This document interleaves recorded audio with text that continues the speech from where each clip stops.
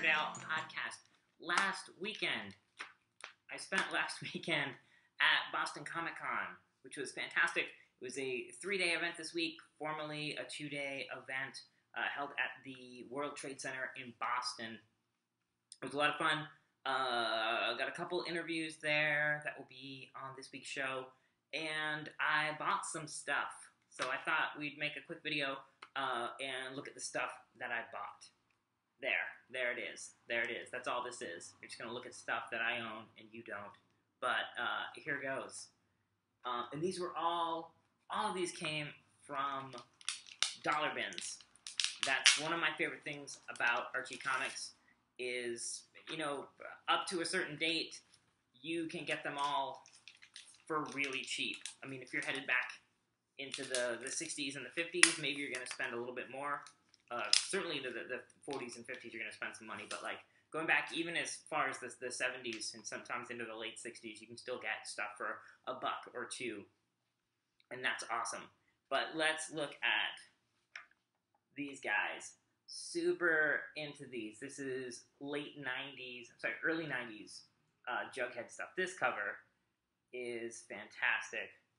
That's Rex Lindsay art. Rex Lindsay, one of the unappreciated geniuses of Archie Comics. Look at that cover.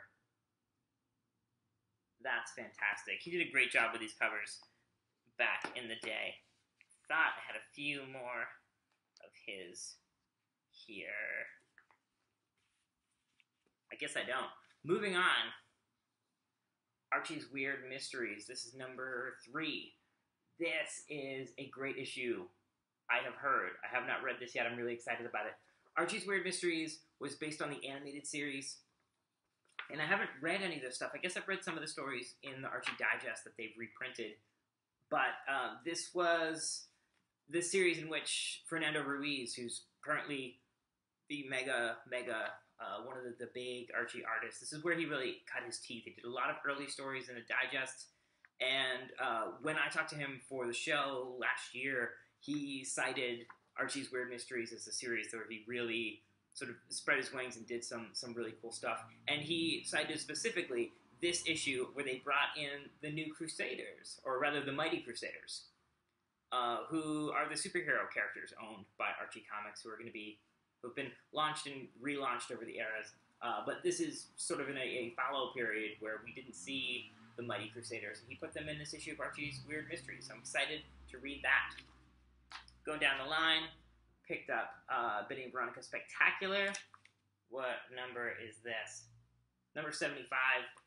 This was a series that Dan Parent took over in the early 2000s and just did some cool stuff with. He said in the past that it was going to be canceled, so he grabbed it, took some chances with it, did the cool graphic design style of sort of a teen magazine and stuff, and did some cool stories also, guest starring the Veronicas. If you want a fun story, read about the legal proceedings between Archie Comics and the Veronicas from back in that day, which resulted in them guest starring in the comic books.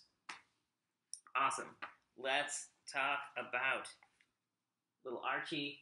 These are giant size series, and these are both full of Dexter Taylor art.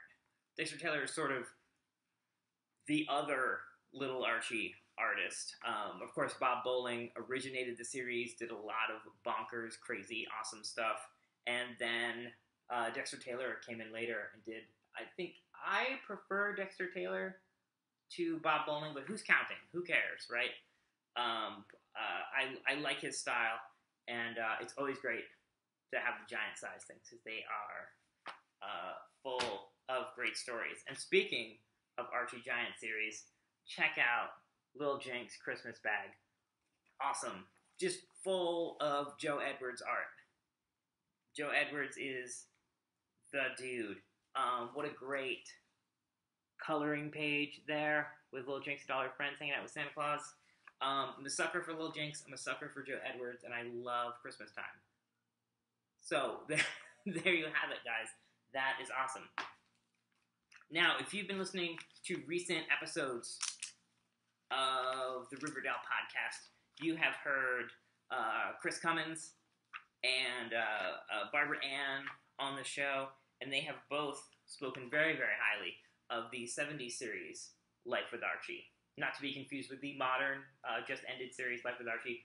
So I picked up a few of these at their recommendation. This one looks particularly crazy. Apparently the Life with Archie series in the 70s dealt with a lot of contemporary issues and things like that. I don't know if this will come through, but look at her. What's she up to?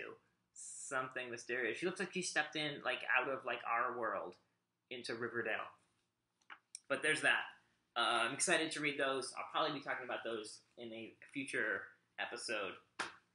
And last but not least, I got this cool old issue of Jughead. I just like that. I got some sketches from some various artists and needed some Jughead reference, so I thought this was just a quintessential image of Jughead and his sandwich. Awesome. So that was great. So some of the artwork that you've seen over on RiverdalePodcast.com was based on or referenced from artwork from this particular issue, which is cool. And then this, I guess I'd seen this before, but I don't remember having seen Jughead's jokes before. These are it's a bunch of great Sam Schwartz art in here, and a bunch of, like, half-page stories or full-page stories, but, nothing that's over a page long. And just a cool exercise in, like, really, really short-form storytelling. Cool, quick jokes. I mean, the cover gag is a good indication of what you get inside. So, yeah, Jughead's jokes. I will be looking for more of these. These are fantastic. And finally, Archie-related, but not Archie Comics. Let's talk about these.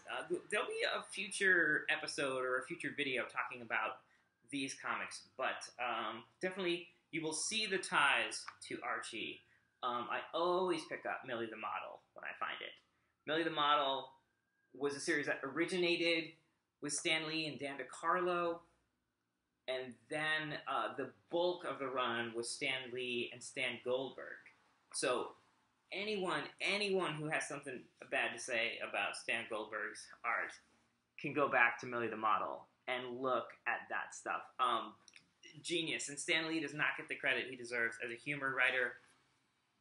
These are so good. Like, look at that. Can you see how beautiful Millie looks in there? Fantastic Stan Goldberg art. Love that stuff. Don't know much about this guy. Marvel Comics Harvey.